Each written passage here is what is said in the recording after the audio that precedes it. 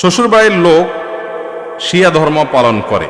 আমি সে বাড়িতে বউ হয়ে এসেছি, কিন্তু আমার বাবা মা জানতো না যে তারা সে ধর্মের। এখন শ্বশুরবাড়ির লোকের সাথে আমার মেলে না। সংসারে শান্তি বজায় রাখার জন্য আমার এখন কি করা উচিত? শিয়াদের অনেকগুলো গ্রুপ আছে, গোষ্ঠী আছে। শিয়াদের কিছু গ্রুপ আছে, গোষ্ঠী আছে, তারা মুসলমানই না, ইসলামের গণ্ডি থেকেই খারেজ। তাদের সাথে বিবাহ হলেও সেই বিবাহ বাতিল, সঠিক নয়। বিধায় দ্রুততার সাথে এখান থেকে সরে যেতে হবে এবং অন্যত্র বিয়ের চিন্তা করতে হবে।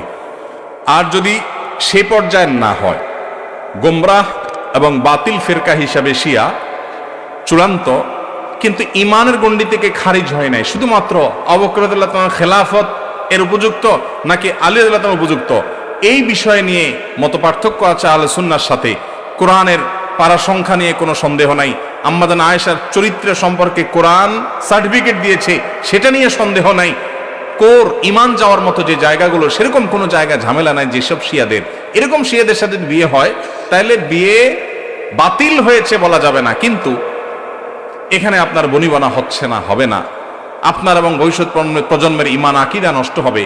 অতএব আপনি আপনার অভিভাবকদেরকে এখন আর লুকাবার সুযোগ নেই, তাদের সাথে আলাপ আলোচনা করে বিবাহ বিচ্ছেদের এখানে উদ্যোগ গ্রহণ করতে হবে, যদি তাদের হেদায়েতের আশা করা না যায়। আপনার প্রশ্ন থেকে বোঝা গেছে যে আপনি জুলুমে আছেন।